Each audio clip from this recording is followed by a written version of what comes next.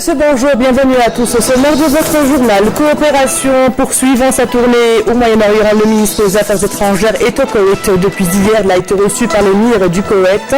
Msahel est porteur d'un message écrit du président de la République Abdelaziz Bouteflika. Agriculture, on ira à Chnef où les producteurs de tomates font face à un réel problème, le manque d'usines de transformation. Quelles sont donc les solutions? On y répondra dans quelques instants.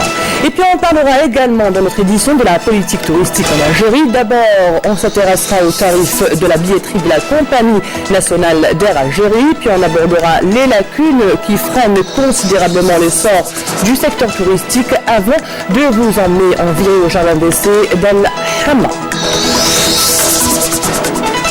On débute notre édition avec la coopération et dans le cadre de sa tournée au Moyen-Orient, le ministre des Affaires étrangères Abdelkader Msahel est arrivé hier au Koweït en provenance de Doha. Msahel a été reçu par l'émir du Koweït, Cheikh Sabah Al-Ahmed Al-Jaber Al-Sabah, à qui il a remis un message écrit du président de la République Abdelaziz Bouteflika. Un message d'amitié, de respect, de considération. Par ailleurs, l'émir koweïtien a chargé Msahel de transmettre au président Bouteflika ses chaleureuses salutations et ses expressions d'amitié et de considération.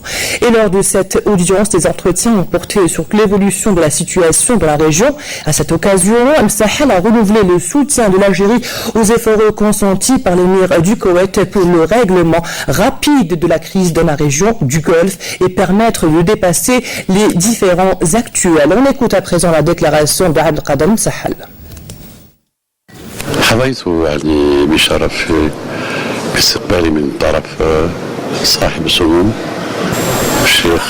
J'ai eu le grand honneur d'être reçu par l'émir du Koweït, Cheikh Sabah Al-Ahmed Al-Jaber Al-Sabah, à qui j'ai remis un message écrit d'amitié, d'estime et de considération du président de la République, Abdelaziz Bouteflika.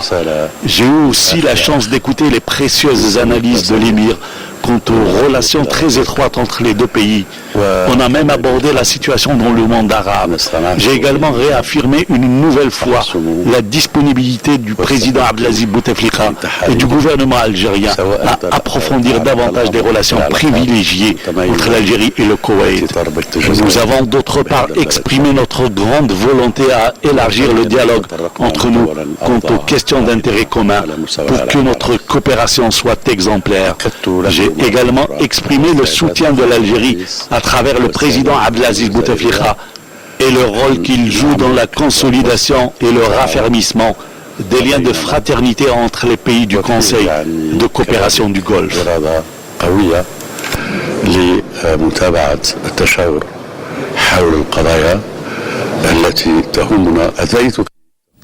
Toujours au Koweït, le ministre des Affaires étrangères Abdelkader Msahel a été reçu également par le président du Conseil des ministres, Cheikh Jaber Al-Moubarak Al-Sabah. Les entretiens ont porté sur les relations bilatérales qui unissent l'Algérie au Koweït, ainsi que les voies et moyens de leur renforcement et leur élargissement à de nouveaux domaines. À cette occasion, Msahel a présenté les différentes opportunités d'investissement en Algérie, notamment dans le secteur de l'énergie, l'industrie, l'agriculture et le tourisme. Le général de corps d'armée Ahmed Gaïd Salah, vice-ministre de la Défense nationale, chef d'état-major de l'armée nationale populaire, effectue à partir de ce lundi une visite de travail et d'inspection dans la 2e région militaire. Lors de cette visite, le général de corps d'armée supervisera l'exécution d'un exercice naval de tir avec missiles mer au niveau de la façade maritime ouest et tiendra des réunions d'orientation avec les cadres et les personnels de la région. L'autre événement marquant l'actualité nationale, le départ du premier groupe de Hadji vers les lieux saints de l'islam, composé de 267 pèlerins. Le premier groupe de Hadji s'est envolé hier depuis l'aéroport international Houari Boumediene d'Alger. Était présent pour saluer le groupe de Hadji le ministre des Affaires religieuses et des Waqf Mohamed Aïssa, le ministre de l'Intérieur et des collectivités locales et de l'aménagement du territoire Nourdine Badoui et le ministre de la Santé, de la Population et de la Réforme hospitalière, professeur Mortar Hasballaoui. Composé de 267 pèlerins, le premier groupe des Hadjis s'est envolé hier à destination des lieux saints de l'islam pour accomplir les rites du Hajj de l'année 2017. Des facilitations ont été mises en place au profit des pèlerins.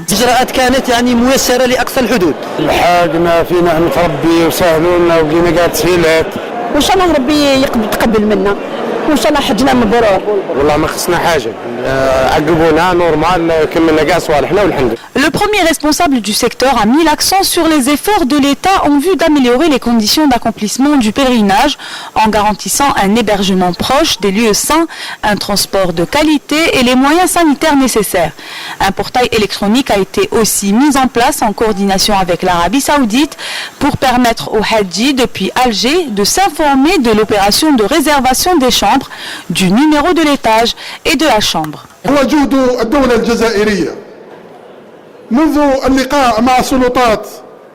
Je salue les efforts consentis par les autorités algériennes pour aplanir les difficultés auxquelles font face les pèlerins.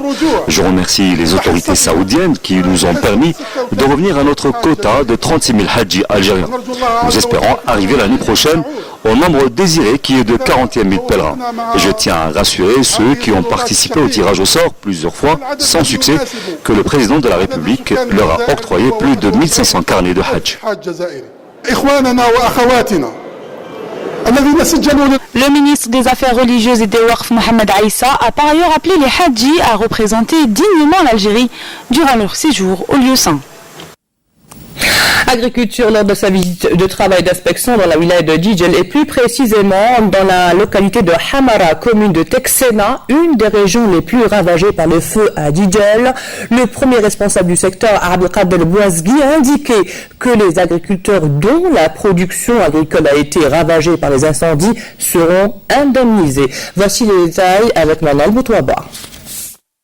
L'État algérien ne laissera pas tomber ses agriculteurs, a déclaré hier le ministre de l'Agriculture, du Développement rural et de la Pêche au cours de sa visite d'une zone forestière touchée par des incendies dans la commune de Texena, une des régions les plus ravagées par les feux à Jijel. Les agriculteurs dont la production a été ravagée par les incendies seront tous indemnisés.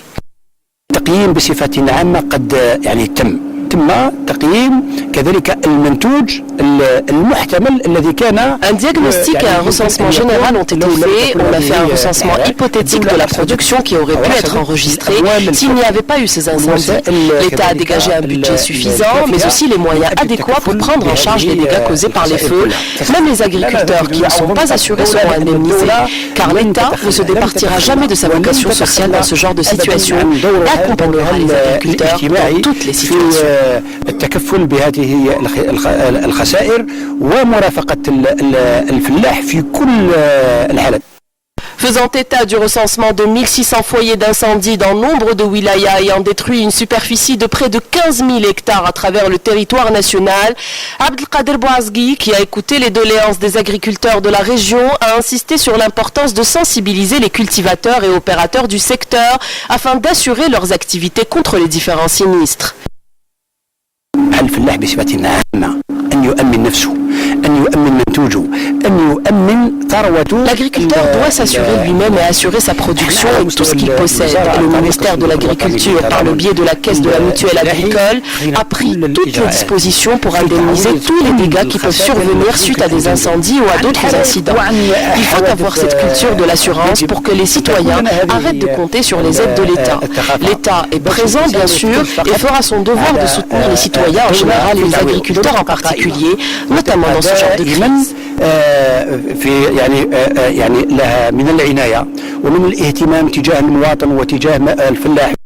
Le ministre a poursuivi sa visite de travail par l'inspection d'une exploitation agricole privée au chef-lieu de la wilaya de Jijel et du chantier du port de pêche et de plaisance de la commune d'El Aouana, lancé depuis 10 ans déjà et qui n'est toujours pas achevé. Restant dans le domaine de l'agriculture et par cette chaleur caniculaire, des centaines de tonnes de tomates fraîches pourrissent chaque jour à Chlef au sud, au vu de tout le monde. La cause, une production record de tomates. Cette année, une seule usine de transformation pour toute la wilaya de Chlef qui n'arrive plus à traiter cette surproduction de fruits. Plus de détails avec Karim Haïfa. Plusieurs dizaines de camions chargés à ras-bord de tomates fraîches attendent leur tour depuis au moins 24 heures pour décharger leur cargaison dans cette unique usine de transformation de tomates de la wilaya de Chlef. Une usine qui n'arrive plus à traiter ce surplus de production de tomates qui a surpris tous les professionnels de la filière.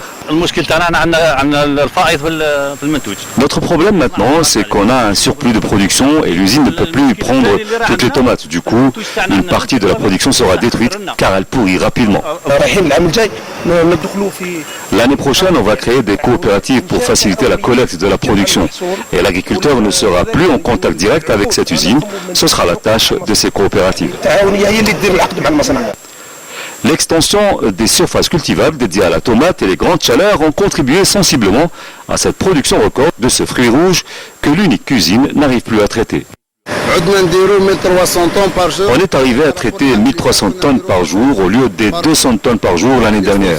Il y a un projet d'extension de l'usine en 2018 qui permettra le traitement de 1300 tonnes jour de tomates supplémentaires, soit au total 2600 tonnes jour de tomates.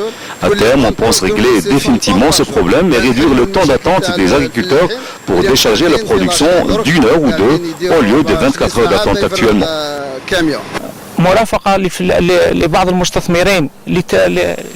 Nous sommes prêts à accompagner tout opérateur économique voulant investir dans la filière tomate en créant sa propre usine de transformation d'une capacité minimum de 300 tonnes jour. Et pour éviter toute perte de la production, je lance un appel aux services techniques pour recommander et proposer aux agriculteurs des variétés de tomates plus résistantes à la chaleur et qui ne mûrissent pas toutes dans la même période.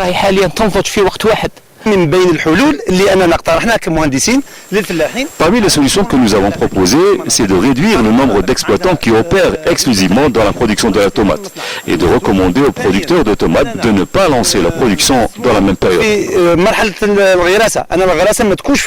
En attendant l'application de ces mesures l'année prochaine, des centaines de tonnes de tomates fraîches pourrissent chaque jour aux grandes dames de ces agriculteurs qui n'ont d'autre choix que de réorganiser leur activité pour mieux gérer leur production. Comme annoncé dans les titres, on s'intéresse au prix des billets d'avion dans cette édition. Souvent pointée du doigt, la politique tarifaire d'Air Algérie est jugée parmi les plus chères en comparaison avec les autres compagnies étrangères. Comment sont donc fixés les prix des billets? À quel moment faut-il acheter son ticket de bord? Les éléments de réponse avec Rafiq Hamidesh dans ce reportage.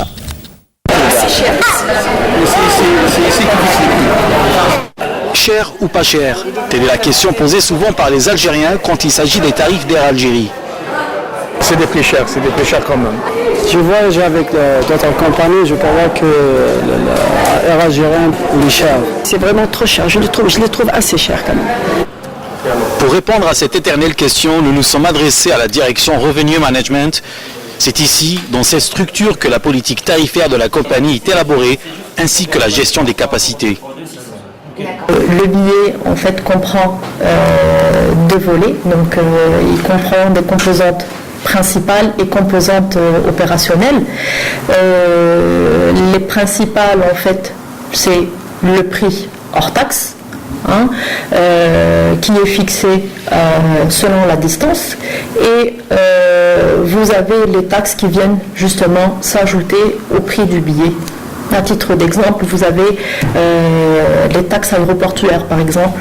Pour les composantes opérationnelles, en fait, il s'agit de tous les services offerts par la compagnie. Et la compagnie Air Algérie offre à sa clientèle la tolérance du bagage en soute et la tolérance du bagage en cabine.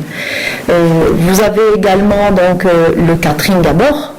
Donc c'est la prestation qui est offerte à la clientèle, et bien entendu le choix du siège qui est gratuit pour le client Air Algérie. Il faut savoir que pour certaines compagnies dites à bas coût, ou bien d'autres compagnies, ces services-là donc sont payants. En effet, la franchise bagage qui peut atteindre les 35 kg avec la carte de fidélité, un repas complet à bord et le choix du siège dans d'autres compagnies aériennes se fait aussi, mais dans la classe affaires. De ce fait, la classe éco d'Air Algérie se distingue comme la meilleure offre en termes de qualité-prix. Sauf que les billets, comme tout produit commercial, obéissent aux règles de l'offre et de la demande. Oui, justement. Donc nous, qu'est-ce qu'on fait? Moi qui habite en France, j'attends les périodes où il y a des promos pour pouvoir venir ici. Pour une clientèle donc, qui est très regardante sur les tarifs, on les invite à acheter à l'avance, à programmer leur déplacement à l'avance pour bénéficier des meilleurs tarifs. Programmer le voyage à l'avance, un conseil difficile à appliquer puisque la majorité de nos ressortissants ne planifient leurs vacances qu'à la dernière minute. Du coup, Air Algérie se retrouve face à un véritable challenge, comme celui d'assurer le retour de tous les vacanciers arrivés entre juillet et août en 20 jours seulement, car toutes les familles veulent profiter jusqu'au dernier jour des vacances et rentrer avant le 5 septembre. Habituée à sa clientèle, la compagnie nationale avait déjà prévu ce scénario et pris les dispositions nécessaires. Et en offrant des capacités supplémentaires, notamment en programmant 80 vols supplémentaires. Soit près d'1 million de sièges de plus, rien que pour les vols à destination de la France. Une mission difficile mais pas impossible pour une compagnie dont le principal rôle est d'être une compagnie citoyenne et à l'écoute de ses clients.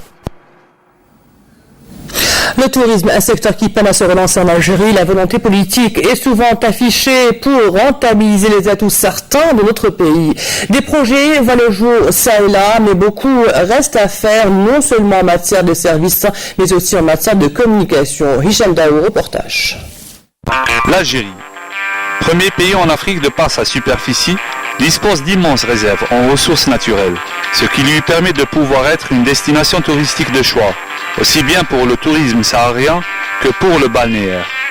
Objectif fixé pour les années prochaines, rendre l'Algérie une référence dans le bassin méditerranéen. Pour rattraper le retard enregistré dans ce secteur économique, l'État algérien a décidé de déployer tous les moyens afin de se lancer sur un marché connu par sa rude compétitivité. L'Algérie a connu ces dernières années un retour des touristes étrangers dans le nord du pays, grâce à des circuits touristiques proposés par des agences de voyage. Mais le nombre reste minime, devant les potentialités naturelles et culturelles qu'offre le pays. Pour comprendre les raisons de ce constat, nous nous sommes rapprochés des professionnels du domaine. On dira qu'on a les potentialités. Les potentialités sont énormes, mais la présence de l'Algérie sur les marchés émetteurs, notamment dans le bassin méditerranéen ou ailleurs, elle est pratiquement inexistante, disons très faible. L'infrastructure hôtelière est encore faible par rapport aussi à la comparaison de nos voisins. Il y a aussi qu'on manque beaucoup de communication. L'Algérie, dans tous les salons internationaux où on participe, on n'a pas cette agressivité qu'ont nos voisins, c'est-à-dire qu'il faut vraiment ramener des touristes, il faut les convaincre. C'est le deuxième pays en termes de ruines romaines, c'est la Méditerranée, c'est le Sahara. Il y a des potentialités qu'il faut changer donc en produits touristiques et les proposer aux étrangers. Les étrangers sont demandeurs. Mais l'image de l'Algérie reste assez floue parce qu'on fait des produits mais on ne les met pas en valeur. Parce que il faut savoir que le tourisme c'est du service. Si on ne le met pas en valeur, si on ne le présente pas, il ne faut pas partir du postulat qu'on a un produit, on a un potentiel, tout le monde va en parler, c'est pas vrai. Plus de 2 millions de touristes algériens passent leurs vacances dans les pays voisins. Et la cause est liée directement à la cherté du produit local.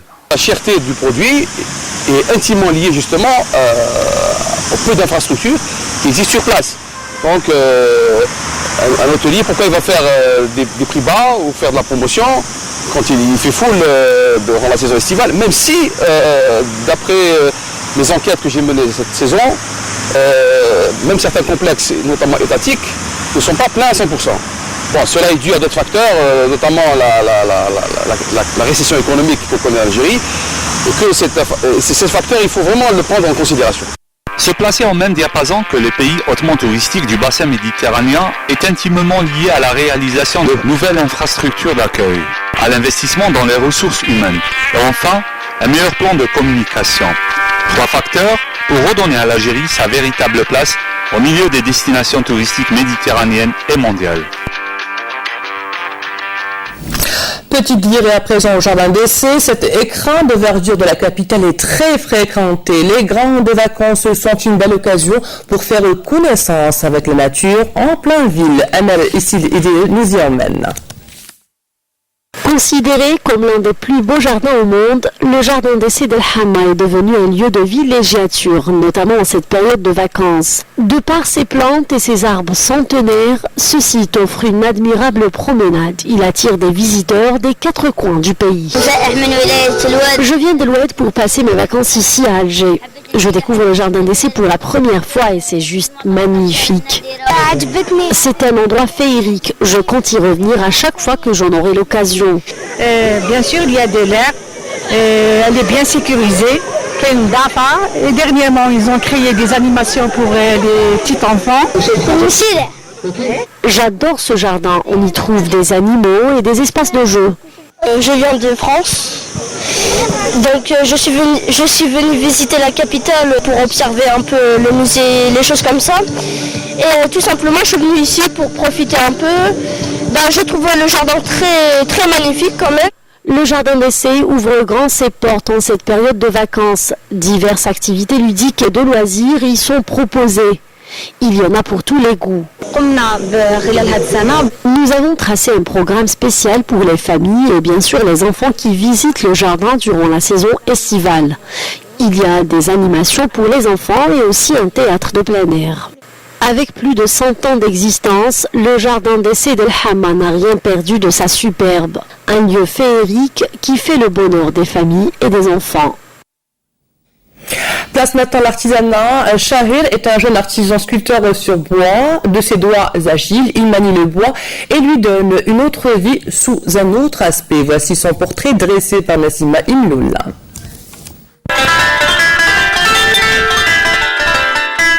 Dans son petit atelier, l'artisan Shahir nous fait voyager dans le temps à travers ces magnifiques formes géographiques qu'il réalise sur du bois.